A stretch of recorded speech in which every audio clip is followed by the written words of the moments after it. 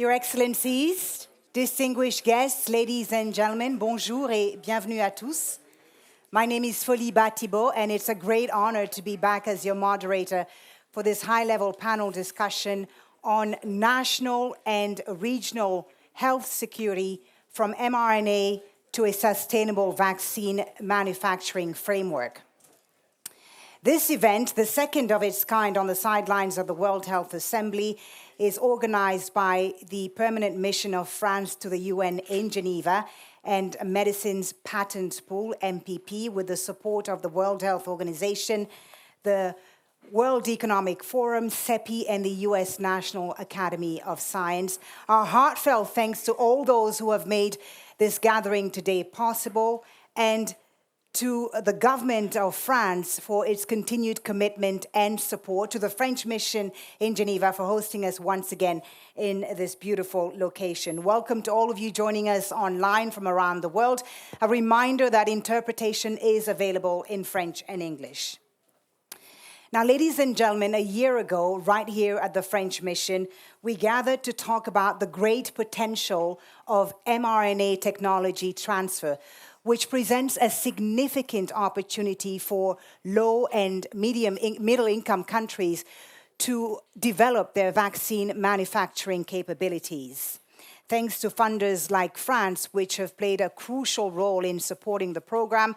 As you've probably heard in the previous briefing session, the Afrigen Transfer Hub in South Africa has been able to develop its own version of an mRNA shot based on publicly available data. And it's also been able to provide technology development, training, and technology transfer to the so-called spokes, the local receivers in low and medium-income countries around the world. Ladies and gentlemen, as you may be aware, the majority of the funding has now been secured, thanks to donors like France, the EU Commission, the African Union, Norway, Belgium, South Africa, Germany, and Canada, and I hope I'm not forgetting anyone. So now we discuss the next phase, and that's what we're here for today. How do we scale up to expand and build on this model, which has proven to be quite a game changer for low and medium income countries? How do they build a sustainable vaccine manufacturing network in order to respond effectively to future pandemics and public health emergencies? How can governments, pharmaceutical companies, international organizations, local communities, civil society, all the stakeholders, how can they work together in order to establish an economically viable global vaccine ecosystem? These are some of the questions that we'll be examining and looking to answer in the next hour and a half here in Geneva. But before I introduce our distinguished lineup of panelists, I would like to inform you that unfortunately, due to an emergency back in France, the Minister of Health of France is not able to join us today for our session, Dr. François Braun, who apologizes for not being able to be with us today. But I would like to welcome now the French Ambassador for Global Health, Anne-Claire Amprou, to give her opening remarks. Please, a round of applause for the Global Health Ambassador. Mesdames et Messieurs les ministres, Monsieur le Directeur général, Monsieur le Directeur exécutif, Monsieur l'ambassadeur, chers collègues, le ministre de la Santé, François Braun, se faisait une joie d'être avec nous ce soir et, comme cela a été dit, malheureusement, il a dû rentrer en France en urgence. Le ministre de la Santé souhaitait vous parler de la stratégie française en santé mondiale. L'objectif de cette stratégie, qui sera bientôt publiée, est d'agir et de plaider en faveur du renforcement des systèmes de santé. C'est la boussole de notre action. Et parmi les nombreuses déclinaisons opérationnelles de cette stratégie figurent la construction et le renforcement des capacités sanitaires nationales. La France soutient une vision globale du renforcement de la production locale et régionale de produits de santé qui va de la recherche et développement à l'accès effectif des populations aux produits de santé, en passant par le soutien à la réglementation et à la formation. Ces priorités sont profondément liées aux valeurs qui guident notre action. Au premier rang figure l'équité. Si nous étions déjà convaincus de la nécessité de faire évoluer l'architecture en santé mondiale vers un système plus équitable, la pandémie de Covid-19 n'a fait que renforcer cette certitude. À cela s'ajoutent des choix méthodologiques. Nous sommes déterminés à renforcer l'échelon régional, car il s'agit d'un espace de coopération particulièrement fertile pour les États. C'est sur cette base que s'est fondée la volonté de la France de participer au lancement du programme OMS de transfert de la technologie ARN messager, initié par le président de la République et le directeur général de l'OMS en 2021, et dont la France est le premier bailleur.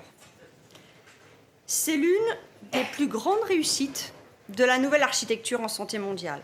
En seulement 2 ans, le MPP a su tirer profit de son expérience unique pour porter un projet permettant de répondre aux attentes des États, des organisations internationales, de la société civile et surtout des patients. Désormais, il nous faut assurer la pérennité de ce programme, qui doit s'inscrire dans un temps long. Cet enjeu de pérennisation sera au cœur de vos échanges ce soir.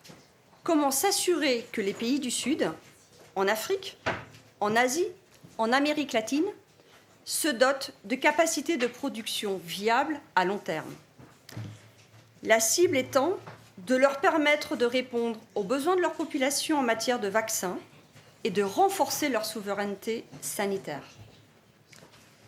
Vous allez examiner les conditions de ces nécessaires pérennisations, les partenariats, la viabilité économique, la propriété intellectuelle, le financement, l'adaptation et la mise en œuvre des réglementations, ou encore la prise en compte des besoins de la population locale. Cela supposera d'identifier les obstacles et les barrières pour mieux les surmonter. Vous l'avez mentionné tout à l'heure, élargir les perspectives, c'est passer à l'échelle supérieure. À la fois diversifier la production de vaccins et étendre les partenariats, y compris avec le secteur privé. Le résultat souhaité est clair, c'est la concrétisation de pôles régionaux de production vaccinale. Dans cet effort, nous portons un point d'attention particulier à l'implication de nos partenaires africains très investis sur ces enjeux avec le soutien de l'Union africaine et du partenariat pour la production des vaccins en Afrique. Le rôle des États africains est essentiel pour assurer des débouchés aux produits de santé fabriqués sur le continent africain. La France prendra toute sa part dans la réalisation des 2 objectifs suivants. D'abord, consolider le programme existant en le déployant en réseau et l'étendre dans le temps, notamment en lien avec les partenaires européens dans le cadre de l'initiative Équipe Europe MAF+. Que ce soit en termes de mobilisation des experts, de ressources financières ou de partenariats, nous avons encore beaucoup à faire et nous répondrons présents. Mais nous sommes impatients de vous entendre aussi sur les pistes à développer. Je souhaiterais finir en rendant hommage au volontarisme du MPP.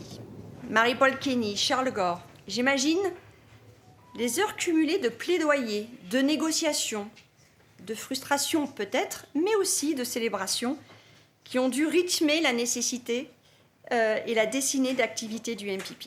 Et c'est grâce à cette ténacité, cette énergie, que nous sommes réunis aujourd'hui pour parler d'un projet particulièrement enthousiasmant. J'en profite aussi pour rendre hommage à l'action d'United, Madame la Présidente, Monsieur le Directeur exécutif, et de ses collaborateurs qui ont su poser les bases et appuyer une structure aussi utile que le MPP.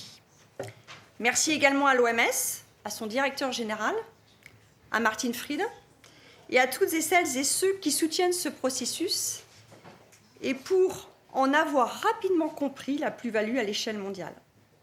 Enfin, merci à l'ensemble des partenaires qui soutiennent le MPP. Je pense notamment à nos amis canadiens, mais à tous nos amis, ainsi qu'à l'ensemble des partenaires de l'initiative Équipe Europe MAP+, qui participent au quotidien à une meilleure structuration de nos équipes en France, en Europe, en lien étroit avec nos partenaires africains. C'est ainsi qu'on ne laissera personne sur le chemin. Je vous remercie.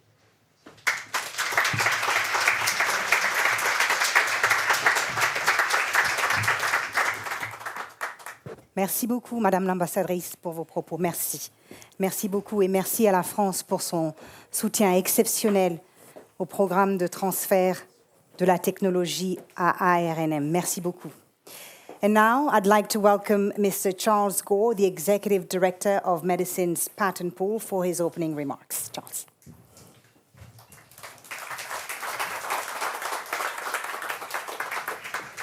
Thank you very much indeed, Foley, and thank you very much, Madam Ambassadrice, for your very kind words. So, Excellencies, ladies and gentlemen, welcome.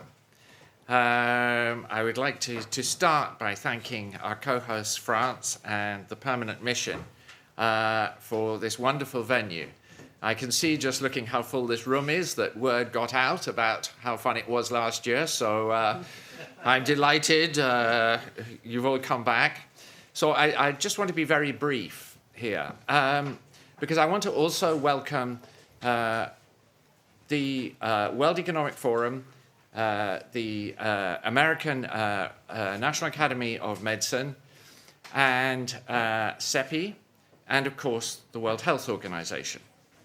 So when we were putting this meeting together, it transpired that the World Economic Forum and CEPI and the National Academy of Medicine were going to hold an event on something really quite similar, their regional vaccine manufacturing collaborative, at the same time. And clearly that would have been ridiculous, because all of you would be running between the two of these meetings at the same time. But I think when we decided to combine this, what I think that shows is how important it is always to be thinking about who we can collaborate with. And regional vaccine manufacturing or national vaccine manufacturing, local production, has become such a kind of center, a real sort of attraction for funding, interest, and in many respects, hope. But there are an awful lot of initiatives, and it is really important that we, as we are doing this evening, work together so that we do not have the unnecessary overlap, waste of funds, and ultimately find ourselves in a situation in 10 years' time where all these competing initiatives have never really had the size to work properly. And we find ourselves back where we have been, with none of the regional and national manufacturing that we actually need. So with that, I hope you will have a wonderful evening, but we've got a lot of important interventions, first of all, to talk about some of these key issues as how do we make this sustainable? We want to do this once and get this right. Thank you. Thank you very much. Thank you very much, Charles, for your remarks. And as you mentioned, sustainability is really the key issue, and that's what we're going to be discussing this evening. But before that, I'd like to perhaps show you a video message now from the Director General of the World Health Organization, Dr. Tedros Adhanom Ghebreyesus, and also some words from the partners who attended the April meeting in Cape Town. Take a look. Excellencies, dear colleagues and friends, the COVID-19 pandemic demonstrated that one of our most important strategies for addressing global health emergencies is to increase local manufacturing capacity, particularly in lower-income countries. Stark inequity in access to COVID-19 vaccines, diagnostics, and treatments cost countless lives and prolonged the pandemic. That's why WHO created the mRNA Technology Transfer Program, which has made remarkable progress between my visits last year and this year. This initiative holds huge promise for strengthening our response to future pandemics, but also for developing vaccines against diseases that mainly affect people in lower and middle-income countries like HIV and TB. There are 4 key barriers to vaccine manufacturing in low and middle-income countries. First, access to know-how. Second, a local skilled workforce. Third, a national regulatory authority to ensure quality and safety. And fourth, sustainable investments and maintenance costs, along with access to a reliable market of sufficient size. Overcoming these barriers will require coordination, collaboration, and coherence nationally, regionally, and globally. Thank you all for your ongoing support for this vitally important project and to building a healthier, safer, fairer future for generations to come. I thank you.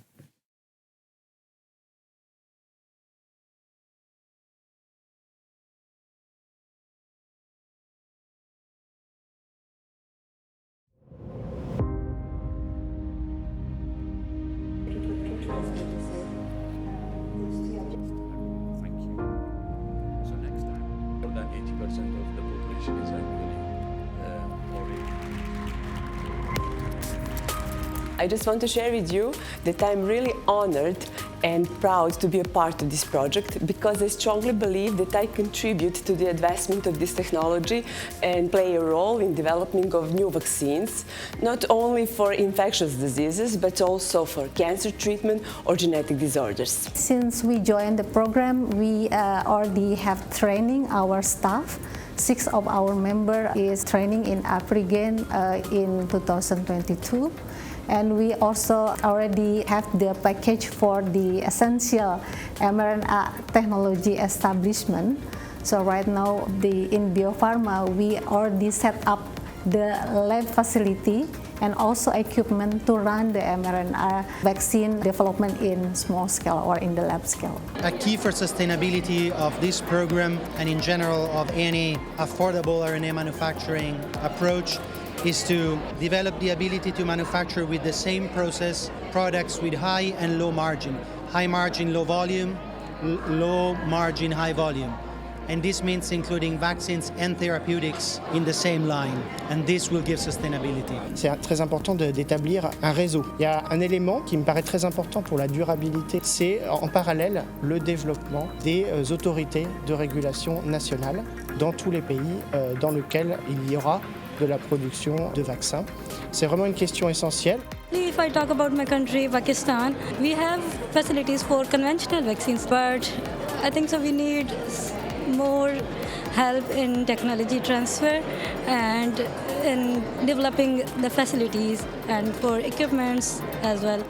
Well, definitely everybody needs more funds. There are obviously bilateral meetings to discuss other targets that would be of particular interest, either for the Brazilian public market or for co-development with other partners. Dans le cadre du programme, il y a effectivement de la formation et ça va s'accélérer. Et ça, je pense que c'est très important de pouvoir avoir les équipements, de pouvoir avoir des formateurs qui viennent sur le continent et former des gens sur le continent, puisque ça va aussi faire baisser finalement le coût de production à terme aussi de ces technologies et faire qu'on soit compétitif sur un marché global et régional. The pinnacle of success for me would be in years to come. It is this facility, the hub and its partners, whether in South Africa, in Senegal, in Bangladesh, in Vietnam, is producing products that people need and people want at affordable prices. That would transform global health.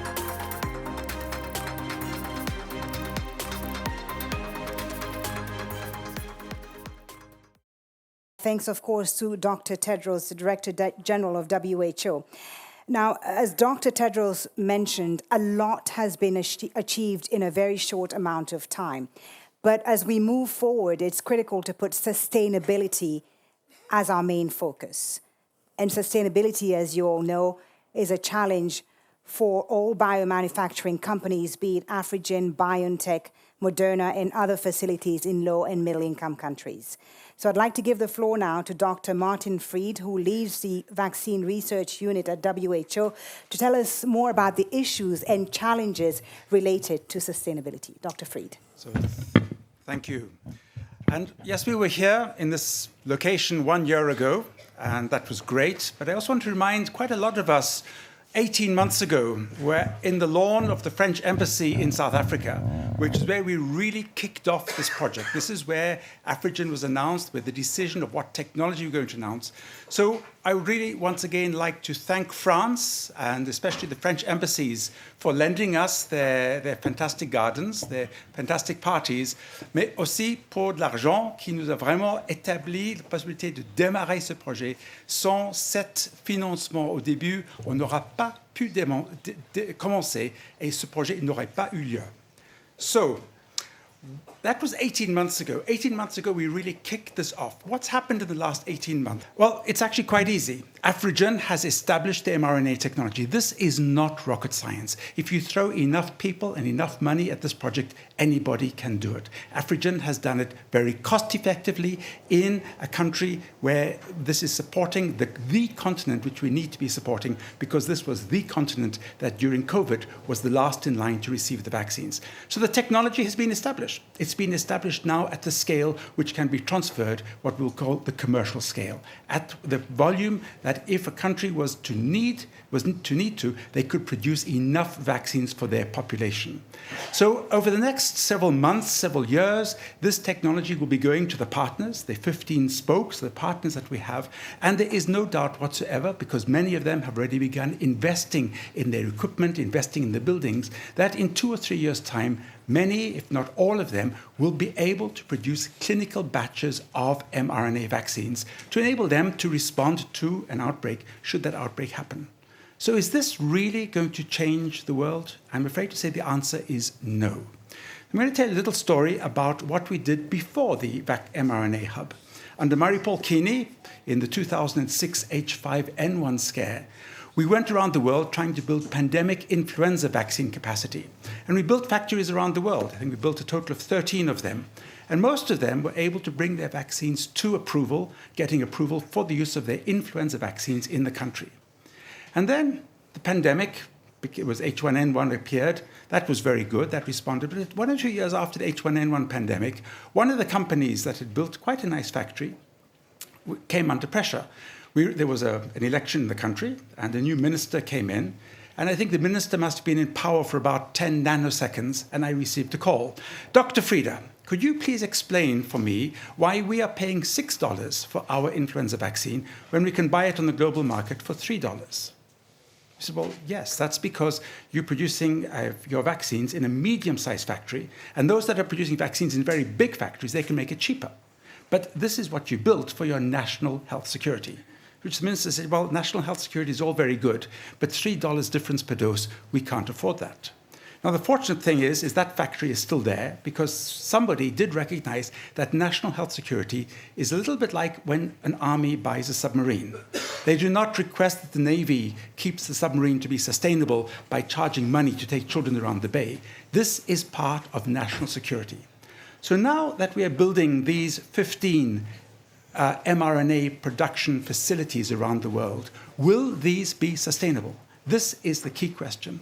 And I'm afraid to say that in most countries, the answer is going to be no.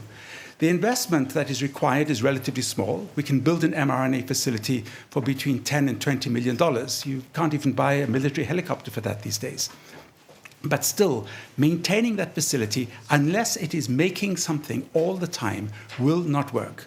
The US government built facilities years ago, and they said these will be in the event of an outbreak. And when the outbreak happened with COVID, the facilities were there, the equipment was there, but not the people to man them.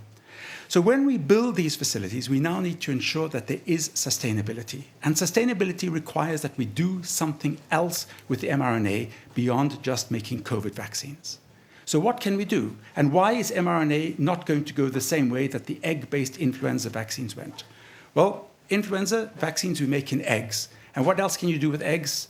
Not a lot. You can't even make omelets because these are fertilized eggs.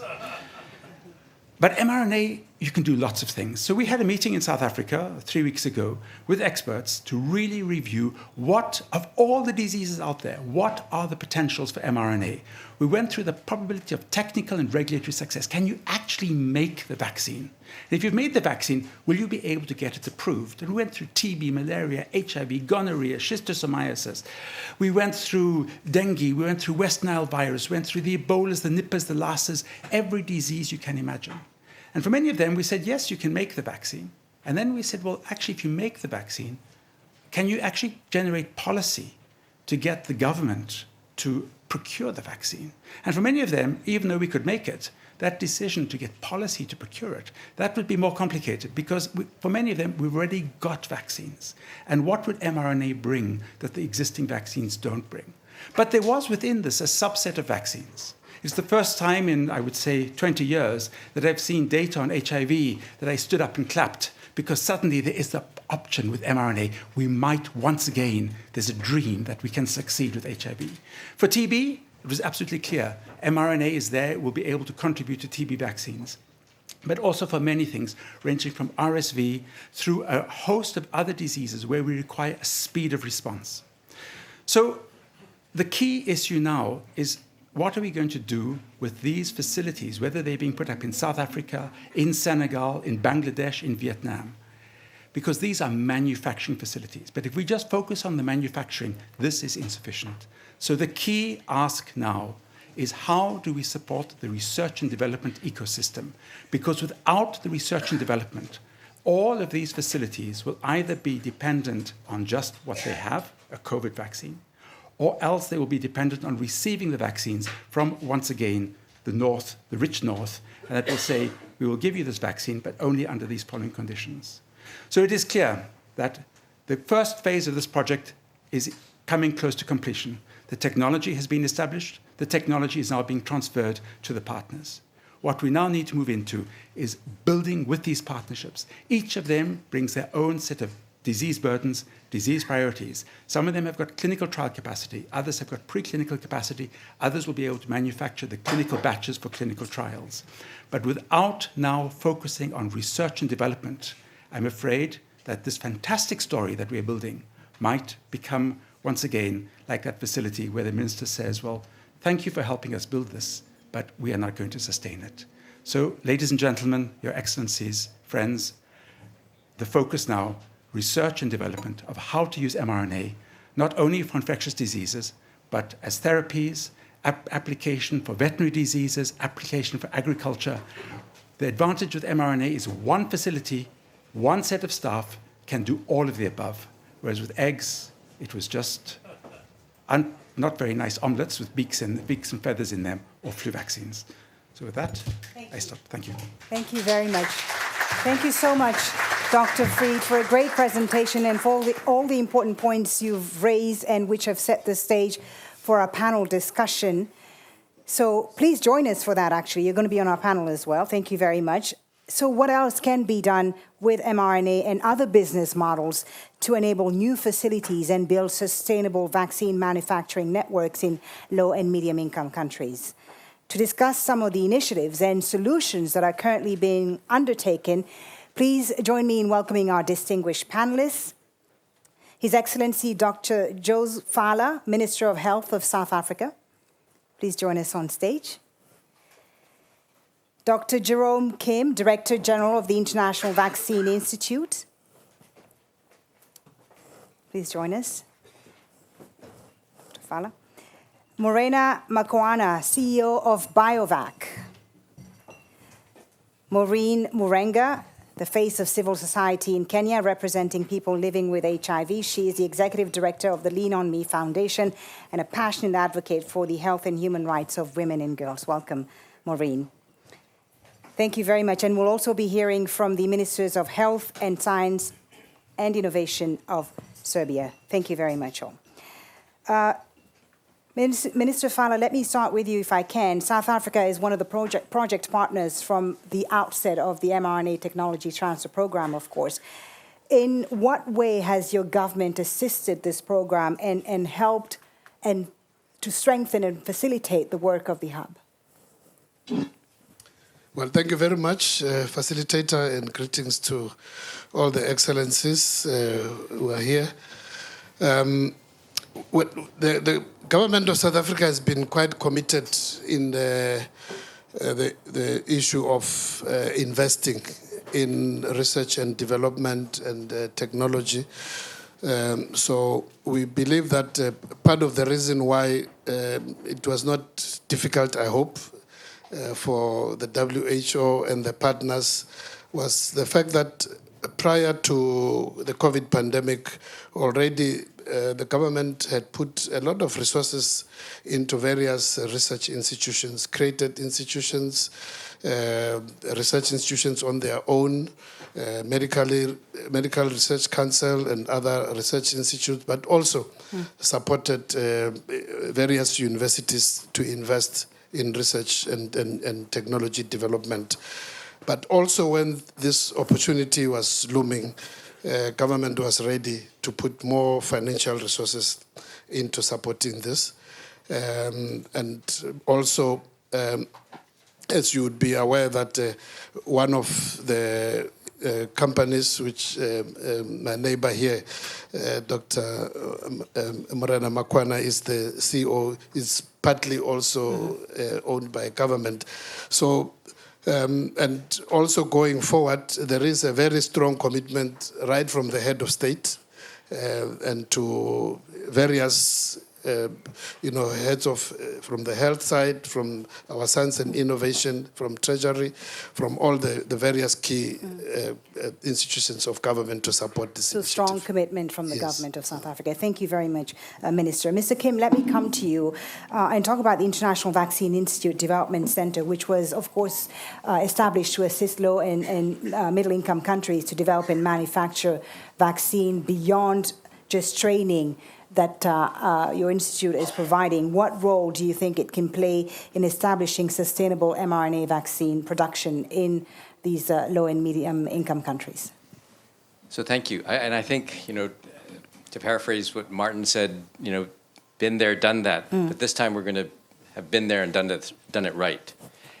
But that's the key question. And it's really about, looking at this as also as a business question. How are we going to make enough of the right vaccine? How are we going to show that it works? How are we going to get it approved? How are we going to then assure that the vaccines are actually used? And it's thinking through we call it the full length of the vaccine ecosystem, right, with the end in mind, which is use and impact, that we're going to be successful. So it's not only going to be setting up a factory, but it's going to be providing the funding for the research that needs to go into this vaccine, to have trained people able to do the clinical trials that are necessary, to have a regulatory authority that is ready to engage with inspections to determine the quality and safety of the products that are going into that are being manufactured, and then finally working with not only national but probably regional technical advisory groups to ensure that those vaccines that are manufactured in South Africa are going to be used elsewhere in Africa so that there is sustainable production. And until we start thinking about the whole ecosystem, then we may fail. Right. We may fail because we'll open a factory and not have anything to make in the end. And so do we need to focus on another rotavirus vaccine when we know that the Serum Institute can make rotavirus vaccine for $1.10 a dose? Well, actually, you might, because do those rotavirus vaccines work well in Africa? Right. The take rates are half what they are in Europe. And why is that? Because the gut doesn't work. So could you have a different concept rotavirus vaccine that might actually give you 90% protection? And would it work in Africa? And could it be made in Africa? And those are the kinds of questions that we really need to think about as IVI is helping an organization with the next generation of RNA vaccines. The second issue, which always comes up when we work with one of these, is around IP. Right. And I think that there may be solutions, but they're going to require cooperation and agreement among all parties. And having worked before on projects where IP has been a showstopper, I think that it's going to be really important to ensure that at some point in the process, someone is from high-income countries is going to step in and say, oh, yes, this is really interesting data, but it's not your data. Right. And so I think thinking through the whole process is going to be important. That's what IVI brings, because we really work with vaccines from inception all the way through implementation. Mm-hmm. And when we find the right target. And I think that this is going to have something, and I'm always excited about HIV vaccines. But we will. Yeah, so thinking through the whole process, as you say, is important. And I do want to ask you a question about training later, because I know there's a huge demand for training. But I want to come to Morena Makwana, first CEO of BioVac. And we heard about how the South African government is committed, of course, to this program. And I wanted to get your opinion about R&D translation to manufacturing. Companies like BioNTech and Moderna have benefited from a fully developed ecosystem. What are your thoughts about the South African ecosystem today? And what are the areas you think where investment and capacity building are needed? No, thank you. It's, as Martin said when he started off that, everybody was talking about the pandemic. Now we're starting to use the word sustainability. Mm-hmm. And I'm very happy to hear that the word ecosystem, I'm sure as under the sustainability is becoming a theme, because that's exactly what it is. Nobody exists in an island.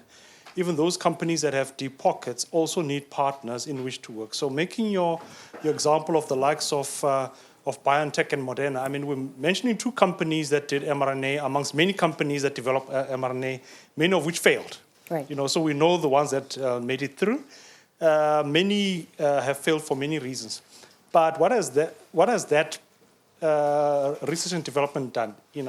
Does essentially come up with call it a subsector of, now mRNA is a buzzword. Big companies are buying smaller mRNA companies. So now it's given birth. So even some of the failures, people are learning around that. So how does that translate to our environment? I'm privileged that on one hand, I'm sitting with a minister whom we had differences a few weeks ago, but now we are friends. And on my right, Jerome Kim as well, whom we are taking technology. So it's quite interesting just in terms of just to illustrate a literal ecosystem from an African player. So on one hand, you need governments to support you, to support the hub, and to have sustainable local production policies. Okay, so on one. But on another, we need to access technology. So as an example, we work with IVI, where we're accessing technology for an oral cholera vaccine, as an example.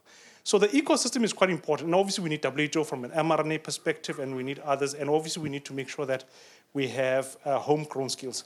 So I think with that, when you look at the likes of the examples that you made, those are big companies set up elsewhere, but there's a risk appetite for failure. And in our environment, you fail once, everybody condemns you for a life. Absolutely. Oh, BioVac, what are you doing? You failed in this experiment. But that's the nature of what we need to do. So the ecosystem also should understand, not that we plan for failure, but essentially that where we are, in order to get to a better point, sometimes you have to go through some of those loops. But again, I think with this ecosystem, we will get to the likes of BioNTech and Moderna, but the ecosystem will do that. Companies like us won't do it alone. Yeah, we need partners. it's a collaborative effort. It has to be. Absolutely. And speaking of collaboration, I want to bring in Maureen now.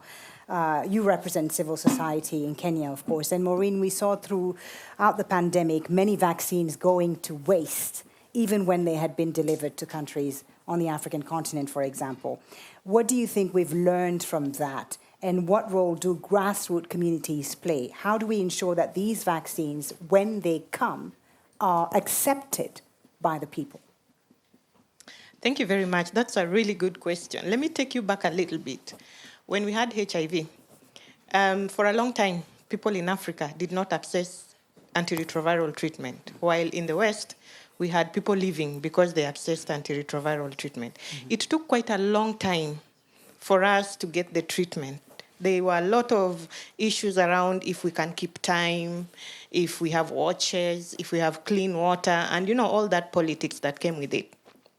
So when COVID came and there was a possibility of a vaccine, we were very quick to ensure that we don't have such an occurrence.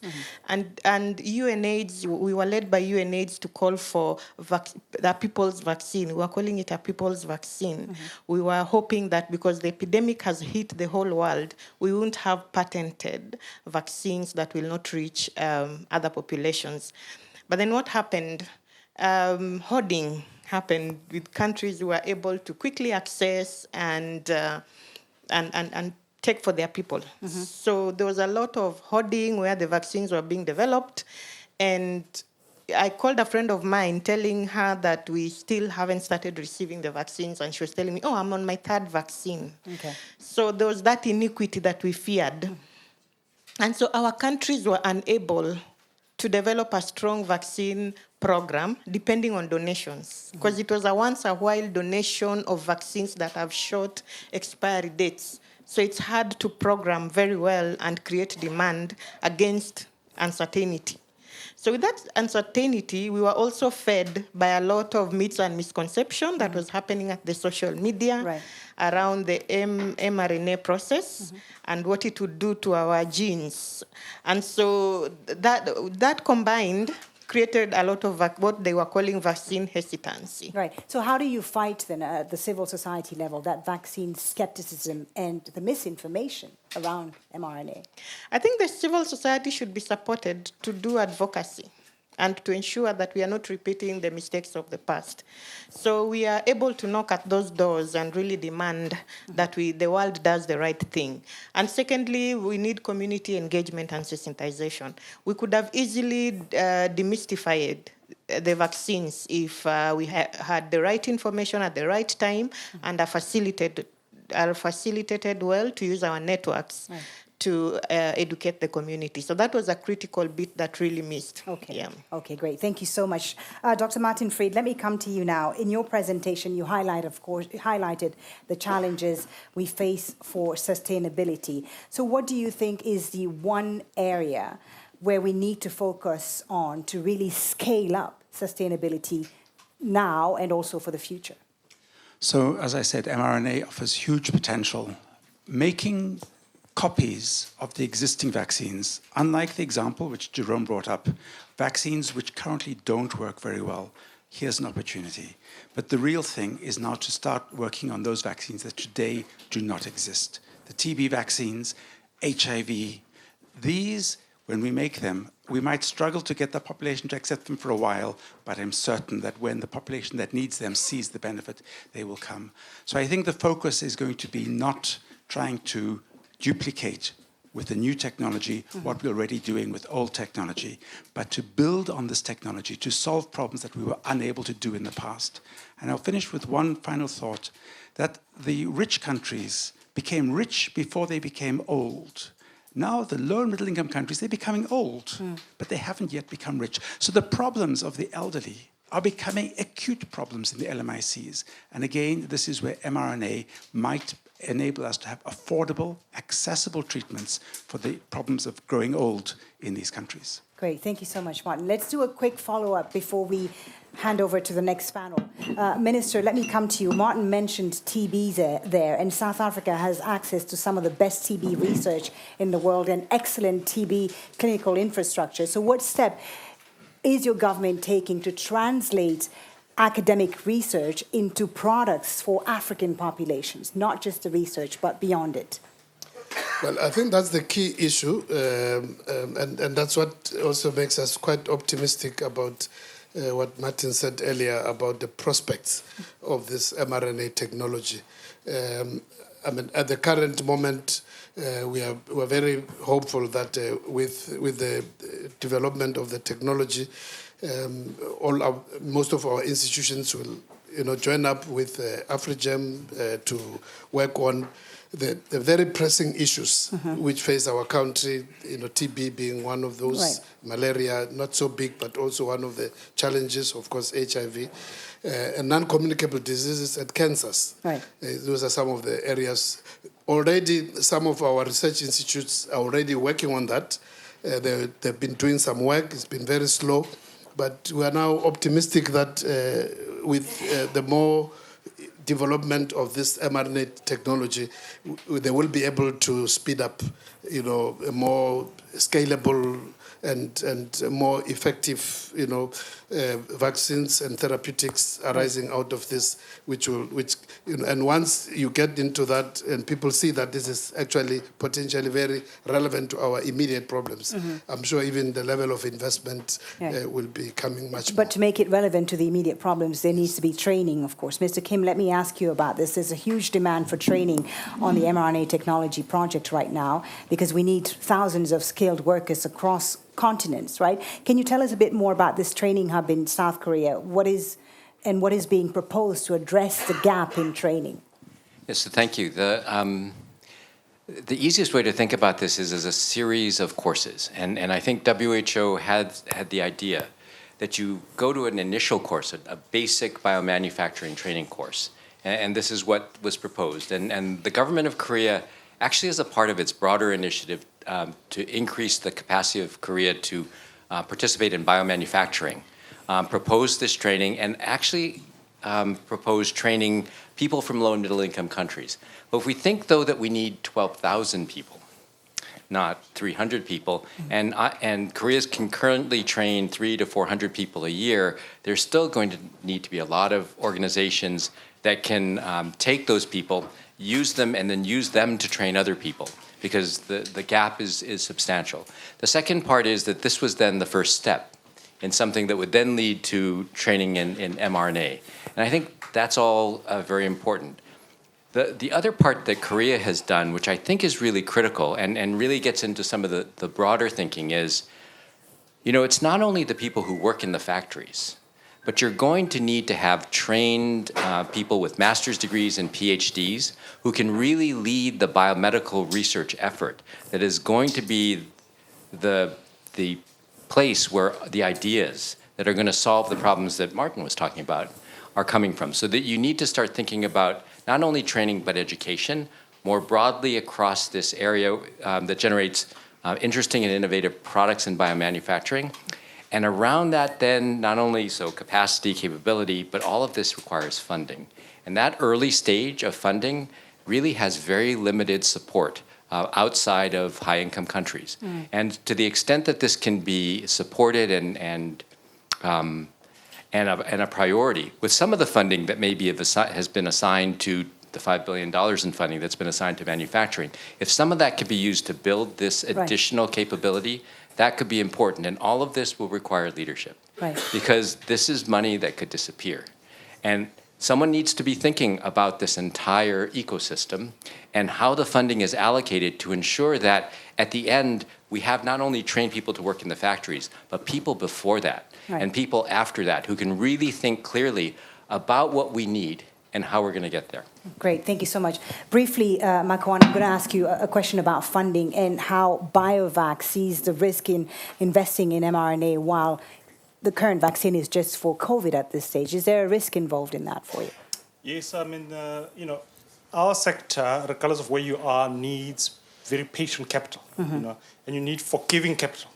And I mean, in our settings, it's even more important. So on one hand, you need to keep the factories warm, and make sure that you have, at least some longevity and some sustainability whilst you're raising funding for the high-risk projects. So what is important is to have the balance where you can attract money, but money won't come into an unsustainable environment. You need to make sure that there's sustainability so that you can make good use, of the money. And so I think once we give long-term plans to funders, we can show them that capability, we can show them how the ecosystem works, then we are able to get money. But this sector needs patient capital. Yeah, patience, a sustainable environment. Thank you all very much for a great discussion. We're now going to hear a video message from the Minister of Science and Innovation of Serbia, Jelena Bekovic, on how governments can help expand and build on the mRNA program. And there's also a statement from the Minister of Health of Serbia, which will be on the website of MPP later. But in the meantime, let's take a look at the video message from the Minister of Science and Innovation of Serbia.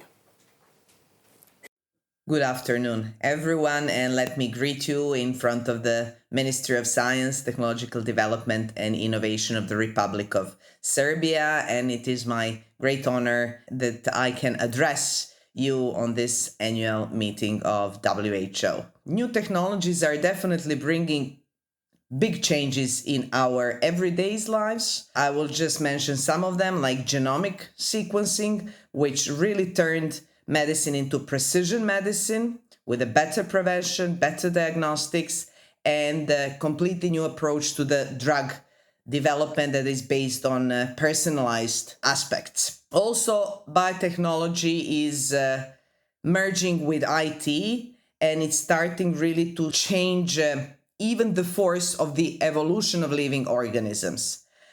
On the other hand, we are facing global challenges from medicine to food to environment protection and climate changes. And this is why we need science, why we need scientists from different fields to combine them with new technologies in order to start understanding the processes, the global challenges, and also to offer the best solutions for them. But also we do need new generation of scientists because they have to know how to do technology transfer, they have to know to do knowledge transfer, and also we need to recognize and support the entrepreneurs among them. So mRNA technology, although it's not so new, we started with it to play with it during 90s, it really gained a significant attention in recent years, particularly due to pandemia, but also due to its potential applications in various fields. I will just mention some of them. One of the most notable applications, it is, of course, the development of vaccines, but nevertheless, mRNA technology is also being investigated for therapeutic purposes, for the treatment of different diseases from cancer to infectious diseases. Also, it can be used for protein replacement therapy, regenerative medicine, cancer immunotherapy, protein engineering. So it holds immense potential, but we still need a lot of development and a lot of research. What pandemic has shown us is the limitation of large centralized drug manufacture in times of increased demand, where we faced a lot of bottlenecks in supply chains. So in this response, many countries like Serbia are planning to set up their own mRNA drug development and also manufacturing sites.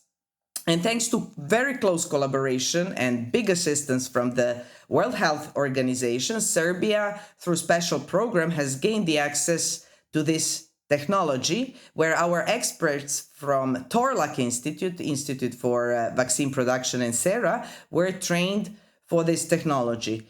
Biotech and artificial intelligence have become one of the priorities of Serbian government, and this is why the government is investing heavily in infrastructure, including the financing of the biggest infrastructural scientific project so far, and that is the development and building of Bio4 campus, where we will have 9 research institutes, 6 faculties, big pharma companies with their R&Ds, our startup ecosystem on a one platform for collaboration and development of new technologies. This will be based on 4 pillars: biotechnology, biomedicine, bioinformatics with AI, and biodiversity. And we see merging of biosciences and information technologies, including AI, as a 5th industrial revolution that is already changing the world. And Serbia wants to be a partner. Serbia needs good partnerships like this one with WHO. And we want to be a co-creator in this bio-revolution. Thank you very much.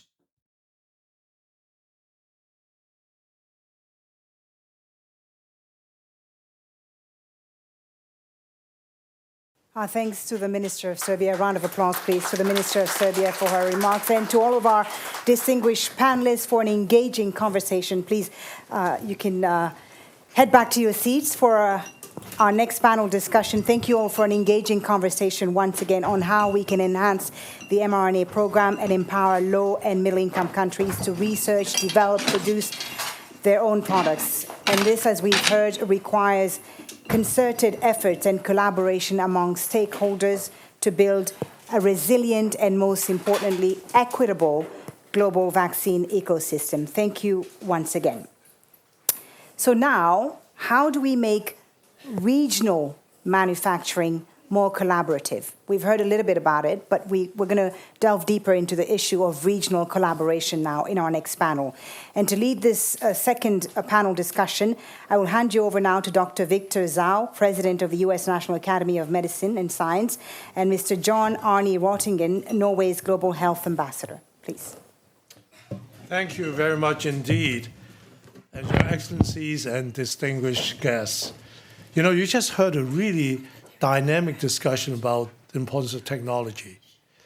Our question would be, how do you make this technology available, as Martin and others are doing, and how do you make it sustainable, whereby countries have the capability of, in fact, manufacturing and being able to sustain, be self-reliant?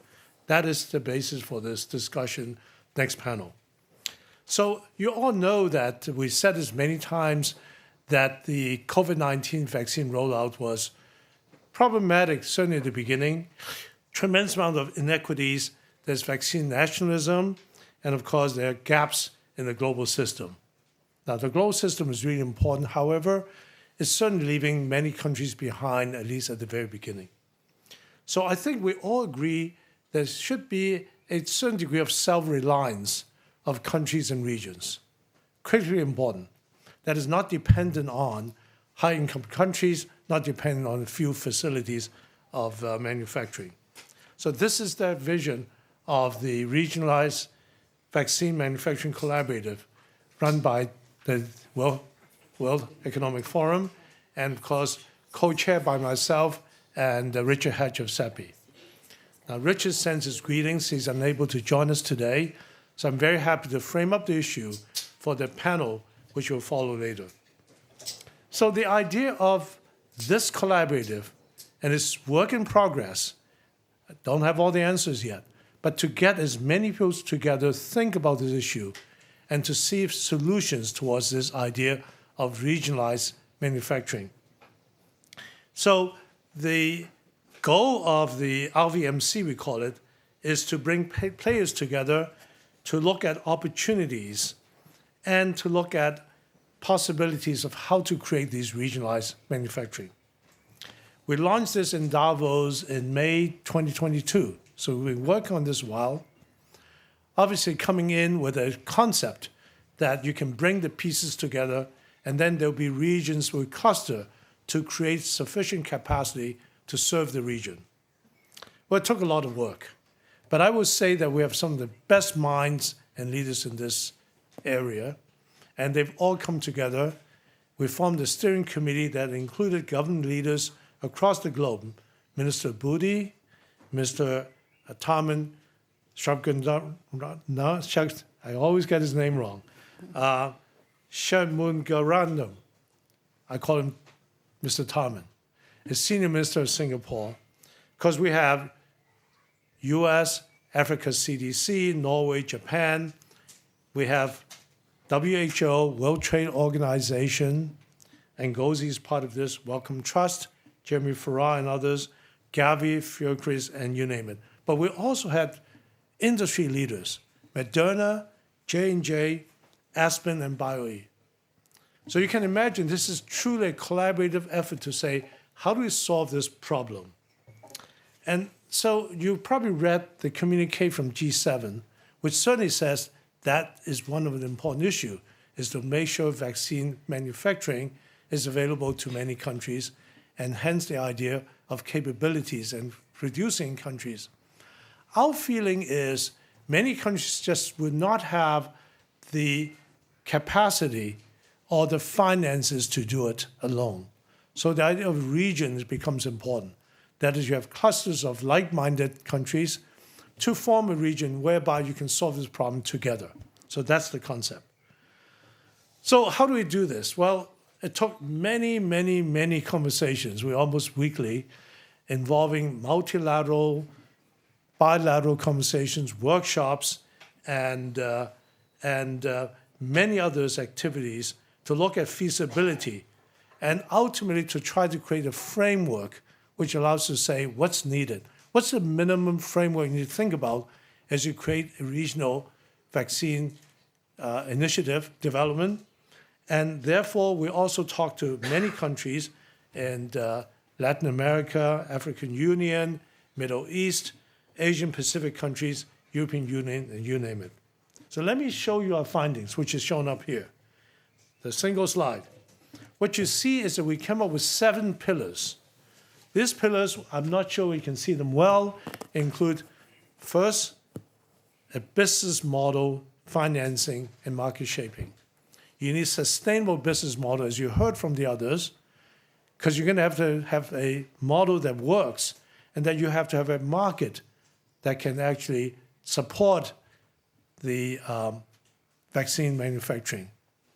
As you said many times, it's not only for the pandemic surge, it's actually for warm period, I think it was one of the words that was used, that you can produce vaccines for many other purposes. And of course, I would totally agree with Martin Fried that mRNA does a lot more than that. So if you have technology that enables you to do more to create therapeutics, etc., that would be just important. We also need investment and capital. And you need de-risking, whereby companies can come in to say, I can know there's a market there. I'm willing to invest and put my best technology there. So the idea of a capital which requires, you'll hear later on, multilateral financial institutions, regional investment, as well as private sector collaboration is absolutely important.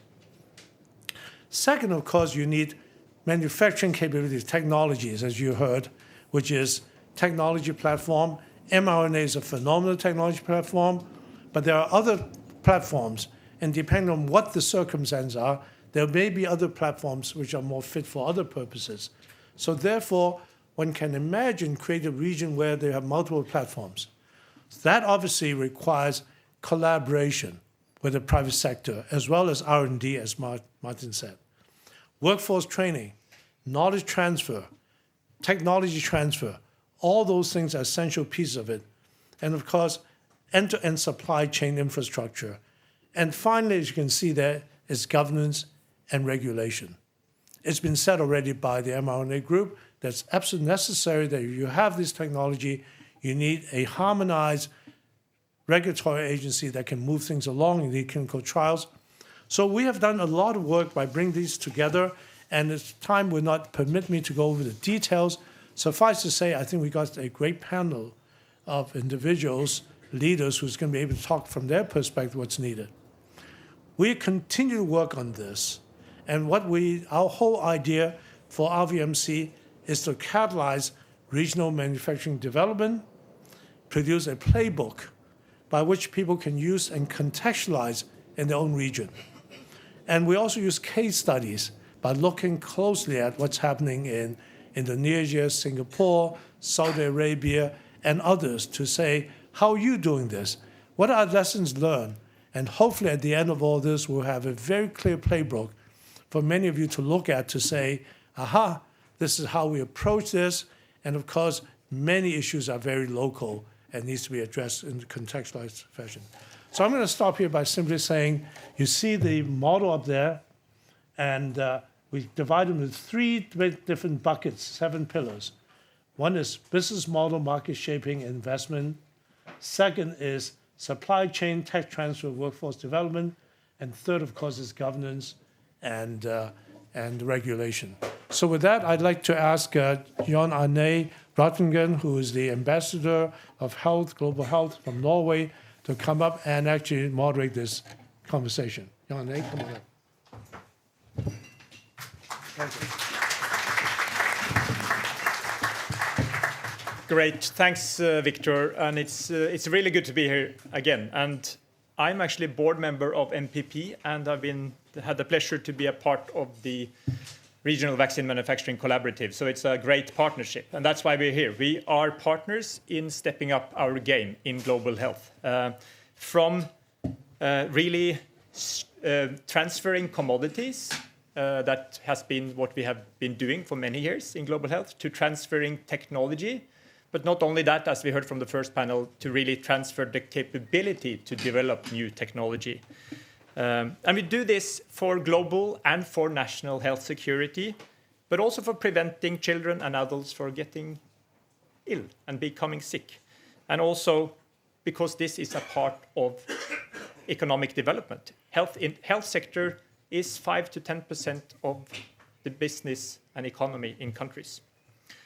So from global scale and markets, we also need to think, as Victor was discussing, the need to have regional diversification and integration of all regions in those global markets. So just to be very clear, this is not about either having regional markets or having global markets. It's about how all regions can be partners and be a part of global efficient markets. It's about partnerships. It's about countries in regions to form coalitions. It could be full regions, but it could also be smaller. I come from a high-income country with no vaccine manufacturing capability, just to say that clearly. So it doesn't mean that all countries need their own vaccine manufacturing capabilities, but they need to have partners and they need to be a part of a trusted network, because this is also security, as we discussed. It's national security, it's global health security.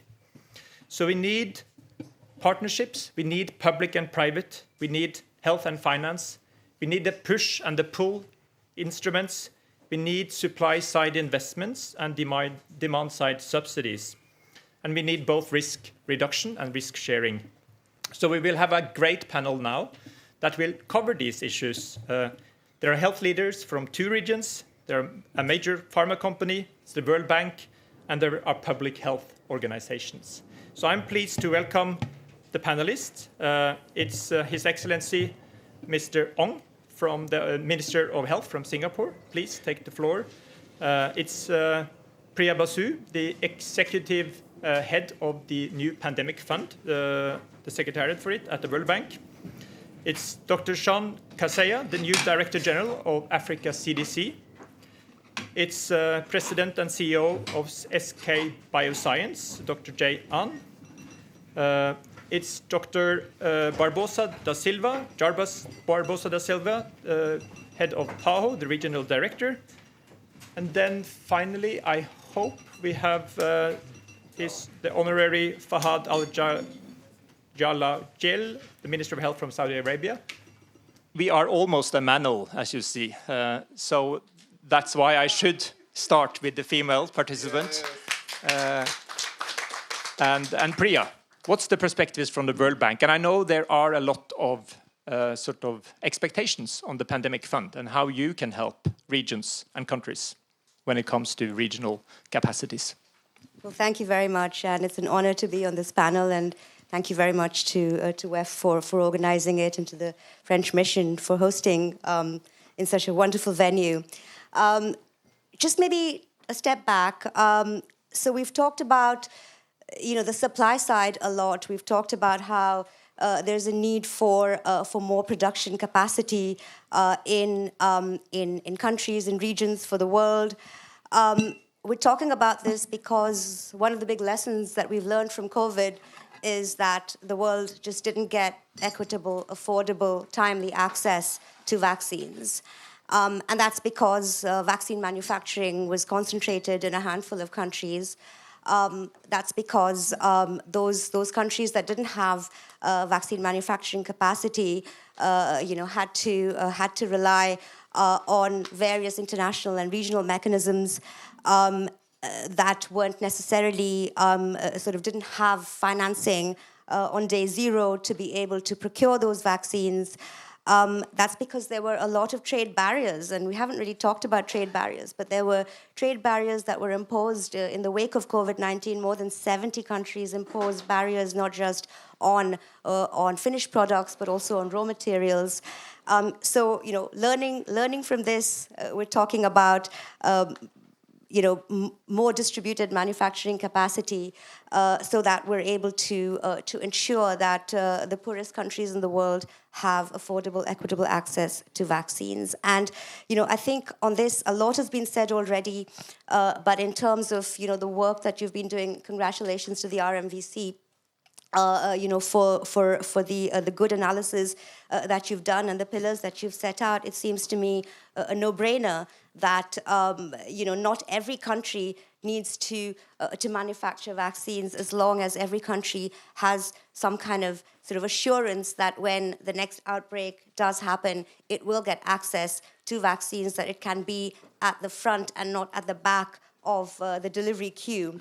In terms of the financing question, these kinds of vaccine manufacturing plants, what Victor was referring to as the ever-warm kind of facilities, do require kind of some support, I think.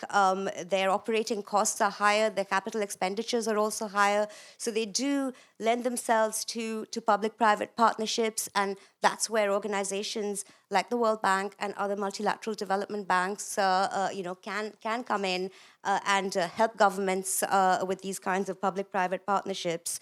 But also then, moving from the supply side to the demand side, we've also heard, earlier today in the roundtable and also in the previous panel, that there's a need for countries to have some kind of assured access, which can be facilitated through pooled procurement mechanisms to provide price advantages. That's another area where multilateral development banks can help. We've learned a lot from COVAX. We've learned a lot from AVAT.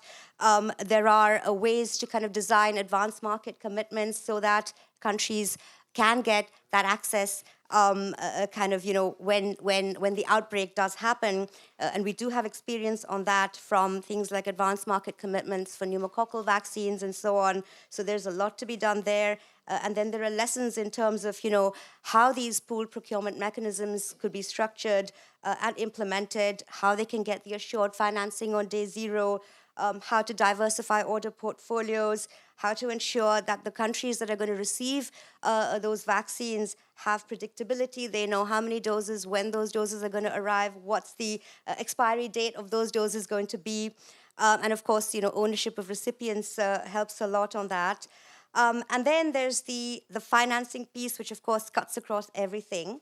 Partnerships, global solidarity. We've learned about this from the COVID-19 pandemic, but also from previous pandemics, and that's where the Pandemic Fund comes in. And the Pandemic Fund is the first multilateral financing mechanism that's dedicated to pandemic prevention, preparedness, and response. It is, there are many other actors that are involved in this, but none of them is dedicated to helping countries prepare for the next pandemic. And I see many of my board members around the room here. It was created very quickly on the heels of the COVID-19 pandemic. It was the multilateral community, international community's response to investing now, so that we make sure that we're not faced with the kind of sort of panic that we were in the wake of COVID-19. And this fund has many priorities, all of which are focused on preparing now to make sure that countries are ready to face the pandemic. It includes investments in surveillance, in labs, in testing, in therapeutics, in workforce capacity, in investing in vaccines and other medical countermeasures, the topic that we're talking about today. So, the Pandemic Fund is there. It is already up and running. We've mobilized $2 billion now, but our needs are much larger than that. But we see ourselves as a mechanism that can play a catalytic role. Every dollar of grant financing that we provide needs to be co-financed by other partners. We see ourselves as a mechanism that's complementary to many of the existing financing facilities that are out there. But our primary goal is to keep the world focused on doing what it takes to invest now to make sure that the world is prepared for the next pandemic. So thank you. Thank you very much, Priya, for sharing that. So let's say then we have the systems readiness and we have demand that is there in a crisis, but we still need to prepare for that also when it comes to manufacturing capability. So I would like to then turn to Minister Ong from Singapore. Your thinking on a country like Singapore. We are similar size population-wise, but you're much bigger. But we are much bigger, exactly. Over to you. Thank you. Let me just give a caveat, which our chair has mentioned, which is I'm going to stick my neck out a bit and speak up for small countries. We are 5.8 million population. So we are smaller than the population of Jakarta, smaller than Ho Chi Minh City, certainly smaller than Delhi, smaller than Johannesburg, much smaller than Lagos, smaller than Buenos Aires, smaller than Rio. 5.8 million. You drive from one end of Singapore to another, this 45 minutes, unless you meet a traffic jam. It's 45 minutes. That's how small we are. But that's also make us feel vulnerable, that in a pandemic, given that we are so small, such a small market, will we just be bypassed and forgotten? And so I think it is in this context that I'm going to try to answer this question. But again, take a step back. I think it's important for us to draw the right conclusion from the pandemic. The pandemic, when it happened, some very bad things happened. Vaccine inequity, it was a major one. But on the whole, I thought that global cooperation and global effort worked and eventually helped us overcome the pandemic.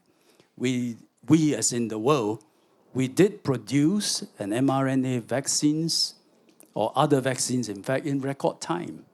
And while it did not hit all markets at the same time, over time, capacity was built up and there was sufficient. We had Gavi, and I think those were very big plus points. So on the whole, I would say, if we have to draw the right conclusion from this pandemic, is that global cooperation, multilateralism works, but it needs to be a lot better. And so this is not the time for us to turn our back against multilateral cooperation, including manufacturing of vaccines, but look at how we improve it.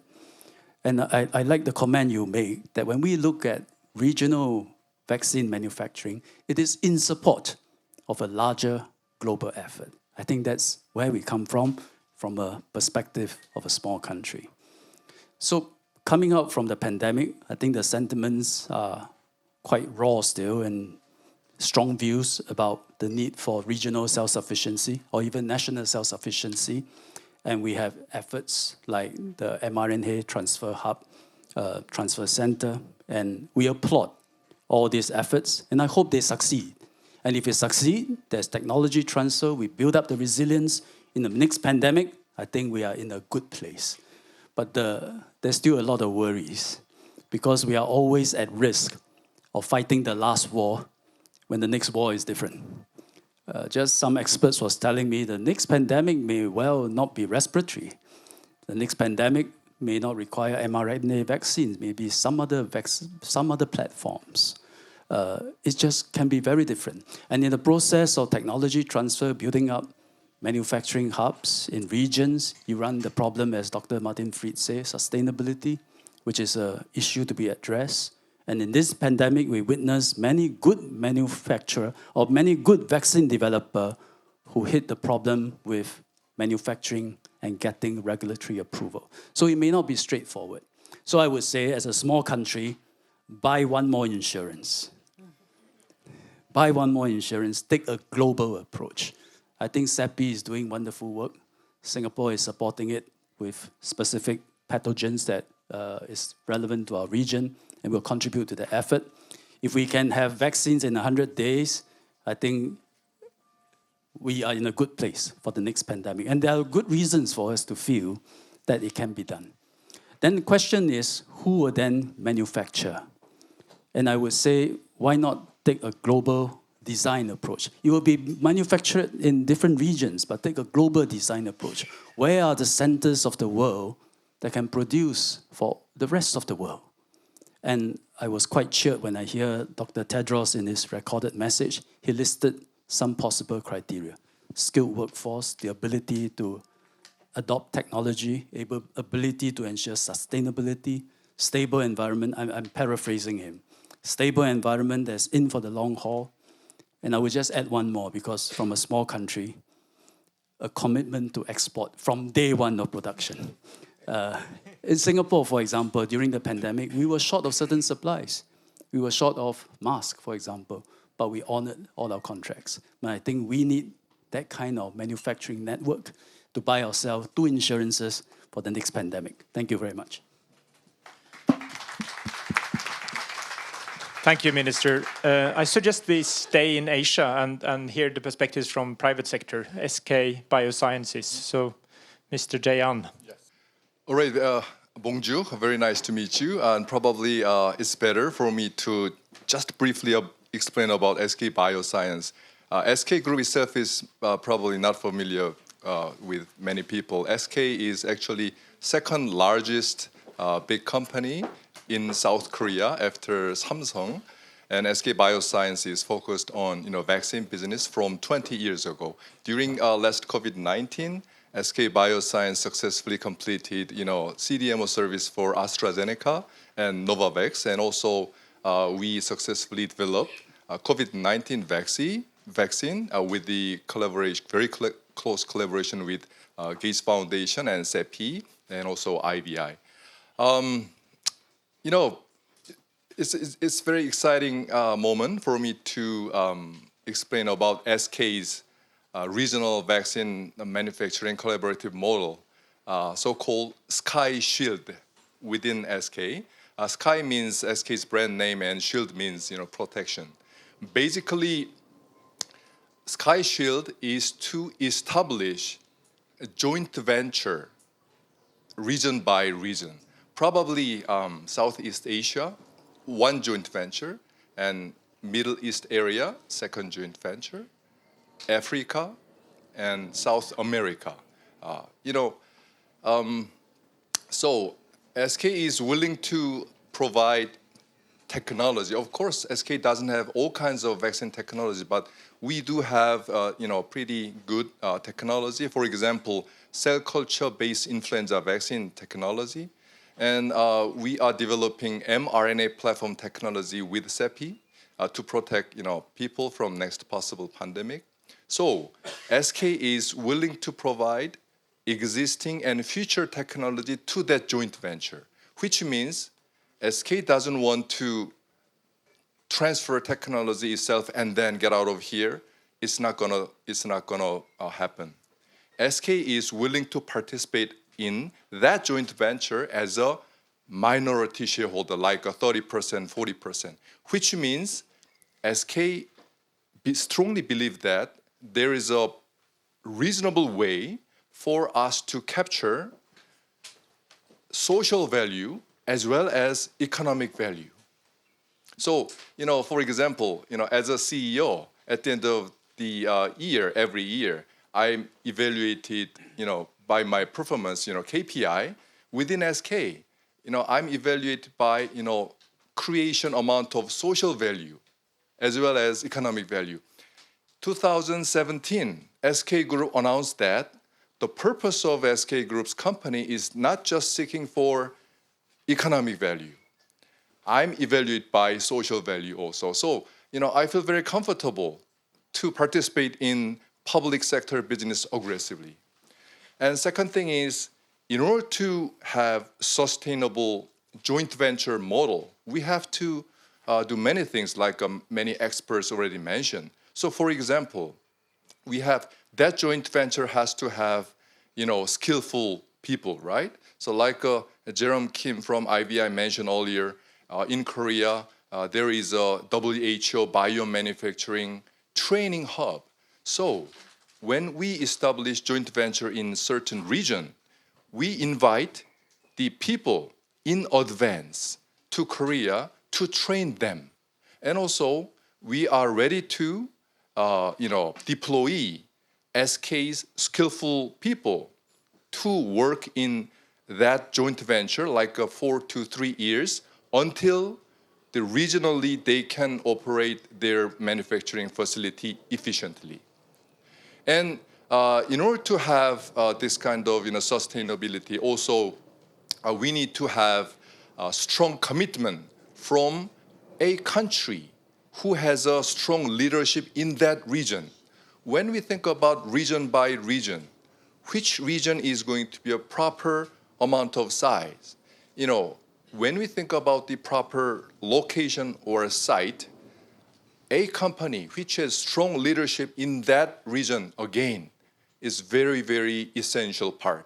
Also, in order to secure peacetime sustainability, which is one of the most important factors, as we all know, we need to have all government support towards that joint venture in peacetime.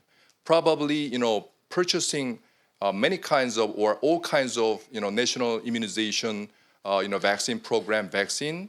That joint venture is going to handle all of the items to secure peacetime sustainability.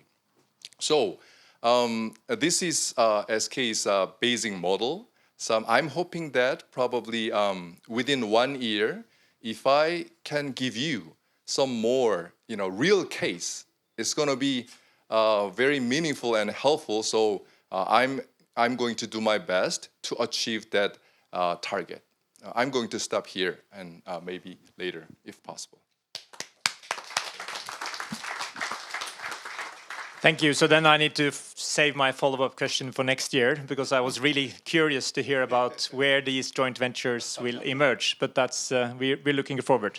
So we hear about a company with a social value ethos wanting to create joint ventures and collaborations in different regions.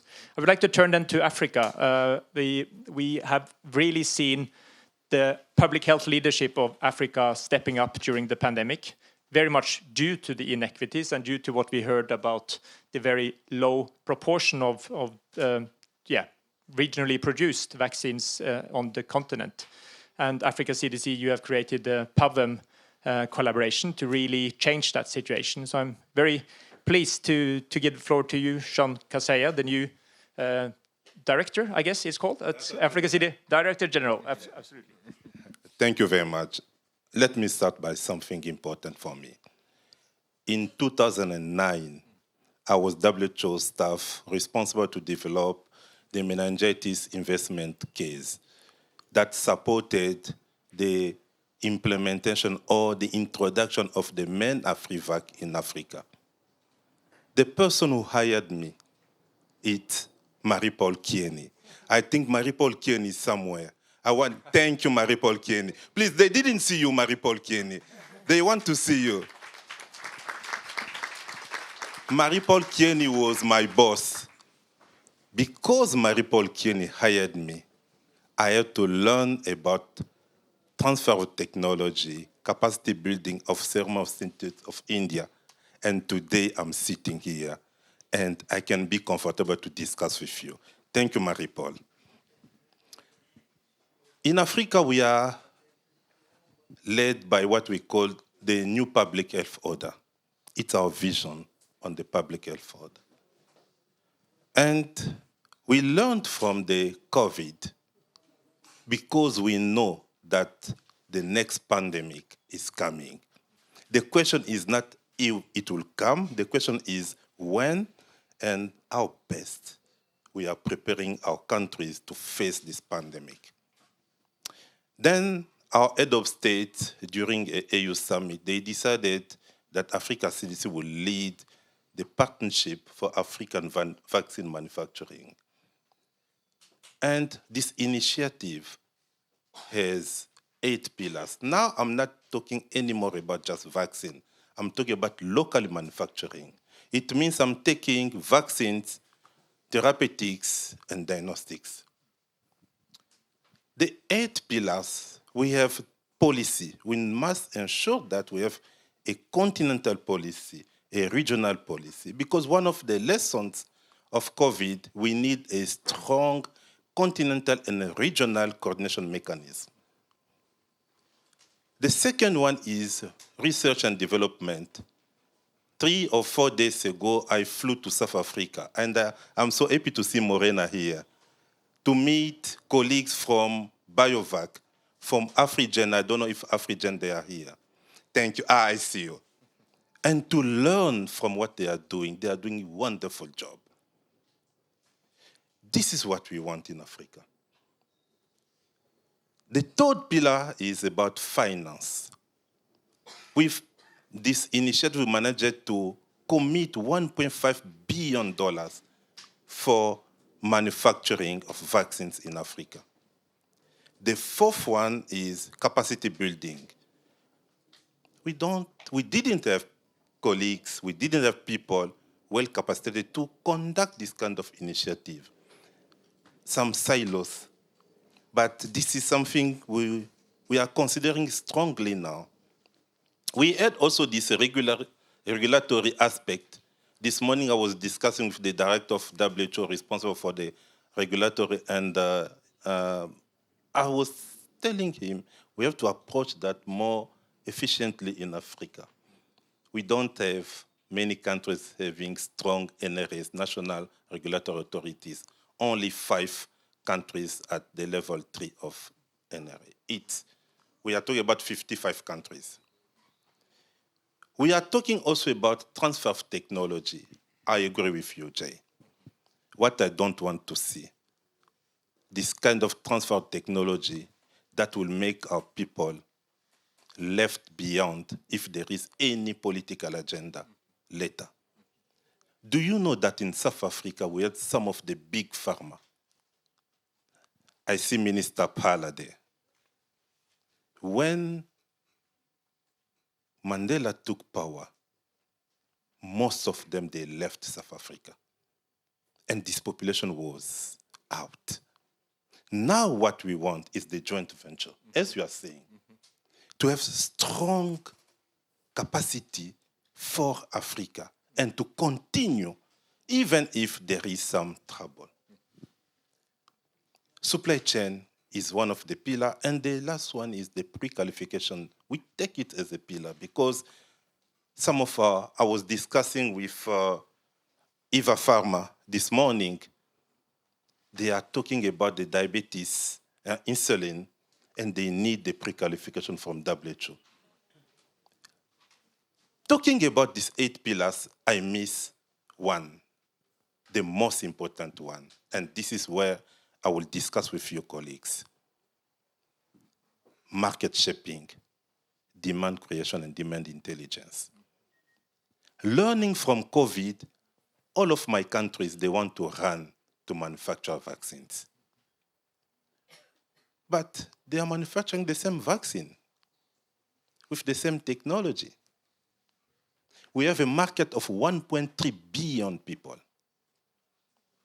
If we can be a little bit wise, we can have a predictability that can help BioVac and other companies, other manufacturers, to continue to run their business. Because we are talking mostly about PPP, public-private partnership. How do you want a private sector to invest money and to have a small market that will not help him to run the business? I was discussing with colleagues from Ghana. They were telling me, we invested millions of dollars, but we can just supply 2% of our production. We need market. This is the discussion that I'm having with my head of state. In July, I will sit with 15 of them. I'm telling them we have to be serious with this agenda. We want it, we need to be serious. It means we need to have a kind of mapping. Norway, you don't have manufacturing of vaccine. We don't need all African countries to have manufacturing of vaccine. It doesn't make sense. And for that, we need to have a kind of mapping to know who's doing what. We need to have the value chain. And this is the discussion that we are having in Africa, and we are pushing. Africa CDC is facilitating this dialogue. And you know what is good with Africa CDC? I have a strategic board of 10 heads of state. I'm sitting with them on a daily basis, if I want. It means I'm discussing with ministers, I'm discussing with head of state. I can influence the agenda. I will show them, look, this is the best interest of Africa. Tell me what is the direction you want us to take. This is the discussion that we must start to have before coming to Gavi. Seth, thank you for the meeting we had on 15. I had a very wonderful meeting with Seth. And Gavi is open with AMC, with all other tools and mechanisms, how they can support the maturity of African companies. But we have to start by our African leaders, African member states, to push this agenda. We have also non-Gavi countries. These non-Gavi countries, they need South Africa and others. We have to secure the demand. We have to make sure that everything can fly. But I will stop by saying, when we are talking about vaccine manufacturing, we are not just talking about health security. We are talking about job creation. We are talking about economic growth. This is the message we are bringing to our leaders to say, don't kill your economy, don't kill job creation. Don't just talk about health security, talk about security. I'm no longer talking about health security, I'm talking about security to influence our leaders to have the right decision. Thank you very much. Thank you, Sean. I know there is a lot of demand creation here now for food and drinks, so we'll try to speed up. And we will hear from CET Berkeley very soon on the global demand and market shaping opportunity. But first, to Latin America, regional director. I know you are the regional director for all of the Americas, but I believe PAHO has a particular important role to play for Latin America. Please. No, thank you.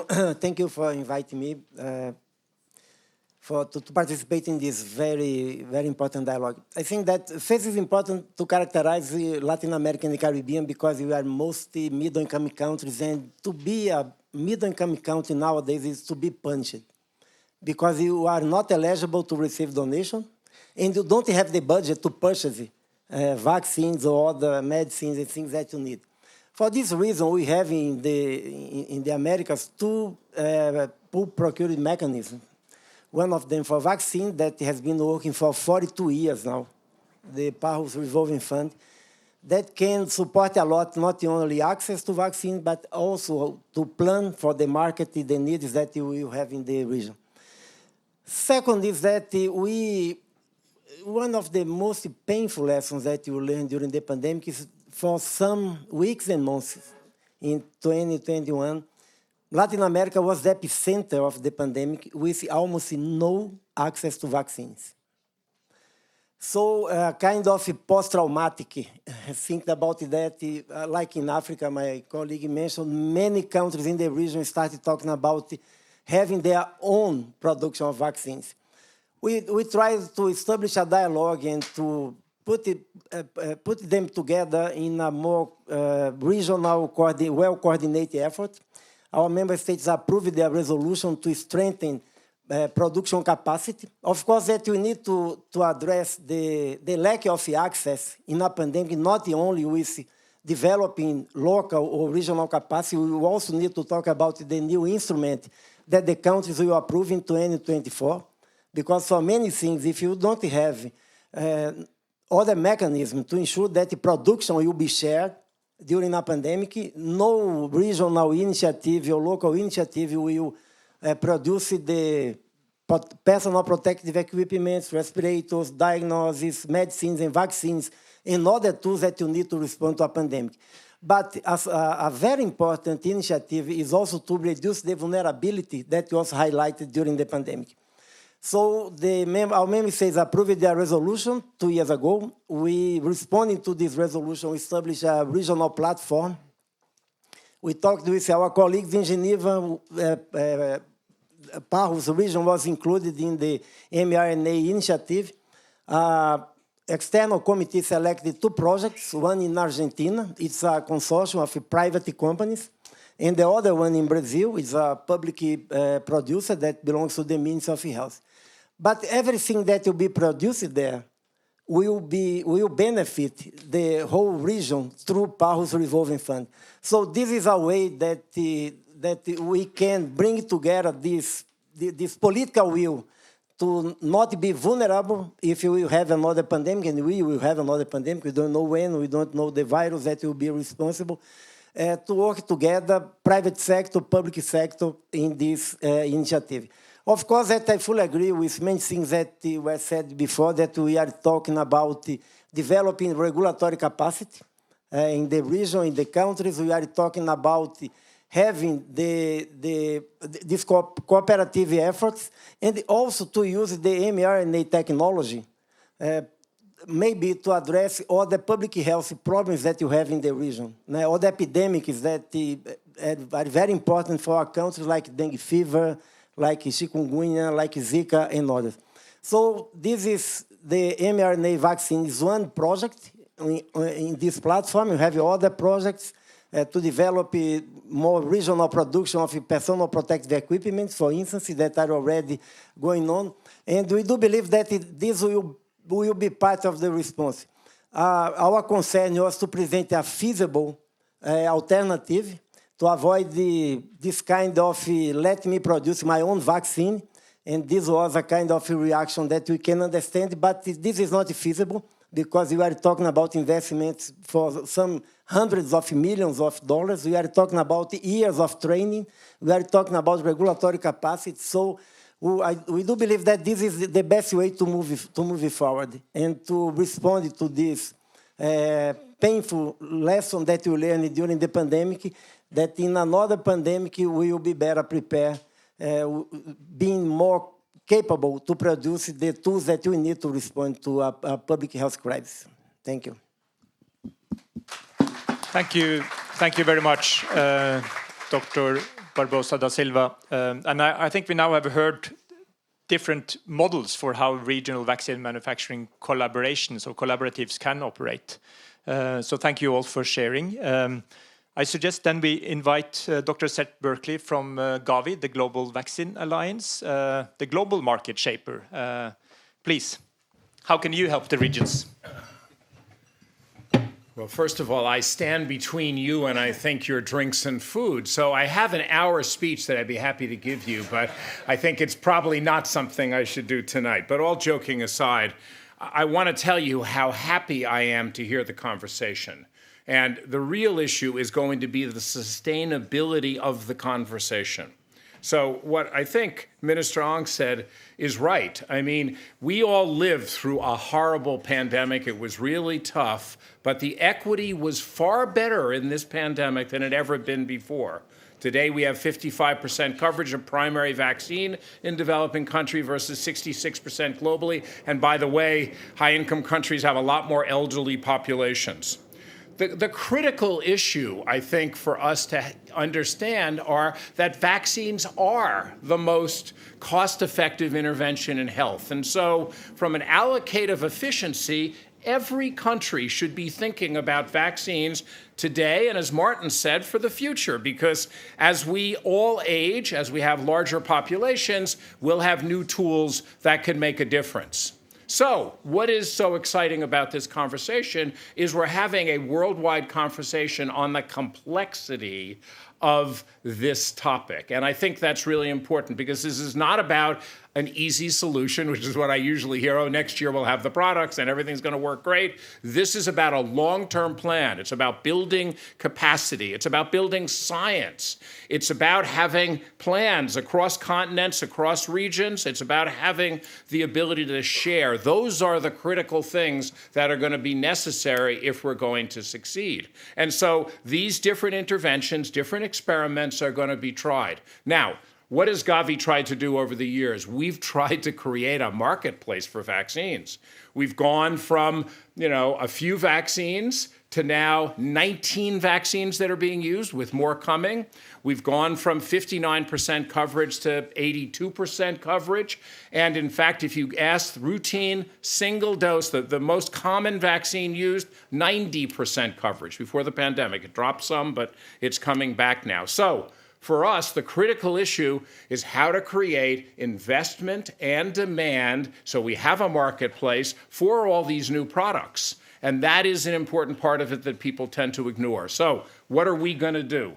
We're working with all of our countries. We are the largest purchaser of vaccines in the world to try to get a sense of what vaccines are needed in the world, not in a region, not in a sub-region, in the world, because we have to think about global marketplaces for sustainability.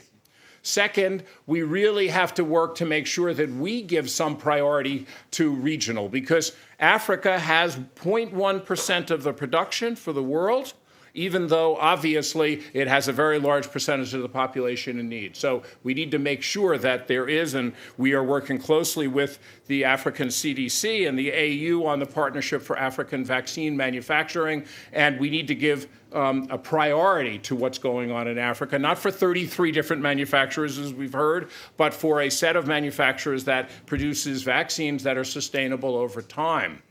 The third thing we need to make sure that we do is work with regions to make sure that they will have demand. And this is critical. Africa has a market of 1.3 billion. How do we get that market to want to increase coverage and buy those vaccines so we can have a sustainable program? And lastly, it is going to cost more to create new manufacturers. We've gone from 5 to 24 manufacturers in Gavi. And those manufacturers are sustainable and bringing low-cost vaccines. Martin says we should pay extra for the vaccines. No, we should ultimately get markets that allow countries to have affordable vaccines. So that's what we need to do. And so we will look at creating an advanced market commitment that will work to allow these new manufacturers to enter the marketplace, be competitive at the price points that are there, but to subsidize the additional costs that they have. So that's what we're planning on trying to do to move forward. But I want to thank everybody for being so patient and staying here. And I really want to just say that, you know, we are in a renaissance of vaccines. The technologies that we saw are going to produce more powerful new vaccines for a range of diseases. Let's create the markets for them. Let's create the demand for them. Let's create the scientists and the people to deliver them so we can continue making the world a healthier place. Thank you. Thank you very much, Seth. We'll thank the panel. Thank you all. And I will give the floor back to the moderator. We have a short closing session. Thank you so much, Mr. John Arne Rottingen. Thank you to all the panelists here. We're going to have closing remarks now from Dr. Jeremy Farrar, the Chief Scientist at WHO. And to introduce Dr. Farrar, please welcome Marie-Paule Keeney, Chair of the Scientific and Technical Review Committee of the mRNA Technology Transfer Program. Marie-Paule. Thank you very much. It's a pleasure to be here with you. I'm also the chair of the Medicines Patent Pool, you know. So, and when we came with Jeremy, I said, you know, I need to introduce you. What should I say? And he said, just say I'm Jeremy Farrar. I thought, oh, wow, that's not enough to justify why I'm standing here and having you waste your time before getting something to eat and drink. So I looked at Wikipedia, and it says that he was born in 1961, so it's quite younger than me, that he has served as chief scientist in WHO since 2023. I was wondering whether he's already doing something else. So I hope that you'll stay for a long time. He was, of course, we all know him for his long tenure at the Wellcome Trust, where he did many changes and looked towards making this organization more fit for purposes for global health. Then he was also a professor of tropical medicines at University of Oxford. He's a specialist of infectious diseases, was confronted with H5N1 in Vietnam. He's one of the most important voices in global health. And in addition, he's my friend. Since Ebola, when we were in the Ebola crisis at WHO, we had an idea that we wanted to do a different clinical trial for an Ebola vaccine in Guinea. And among all the people who believed in you and who provided funding was Jeremy Farrar and John Arne Rottingen. It's a pleasure for me to see and to recognize they are here. So, Jeremy, over to you. So, thanks very much indeed. Trust is a really important word in public health, and I trusted Marie-Paule to keep to the saying nothing. She's destroyed 20 years of intimate friendship. Thank you. Just a very few words. The optimism that Seth refers to there is infectious. But we've been here before. I was involved in the Nipah outbreak in Malaysia, the H5N1 in Vietnam, Ebola. After each of those, SARS, MERS, many others, we've made a promise to ourselves with 2 words: never again. And yet, time passed, other events took over, And the interest waned over time. And if we are not careful, if we do not seize the moment, then that will pass as well. Again, I promise you, it will, even though the optimism is there. And it is people in this room.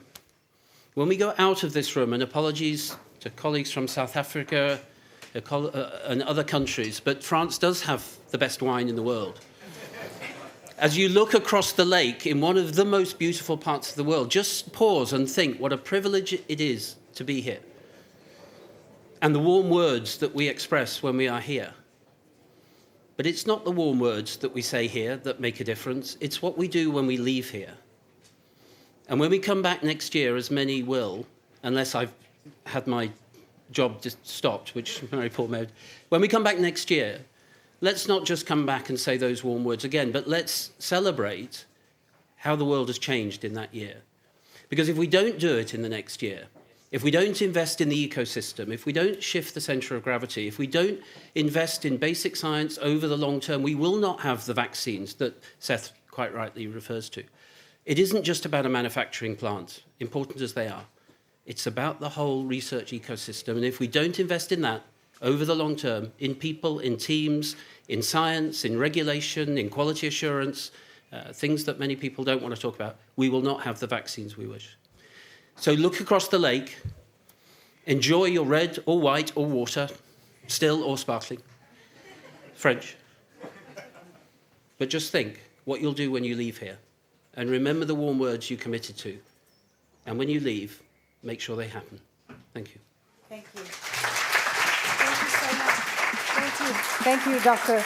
Jeremy Farrar, for your closing remarks. Thank you. And as Dr. Farrar said, there is wine and many other things next door. But before that, I'd like to give the floor to our host, the French ambassador to the permanent mission here in Geneva, His Excellency, Mr. Jérôme Bonafont.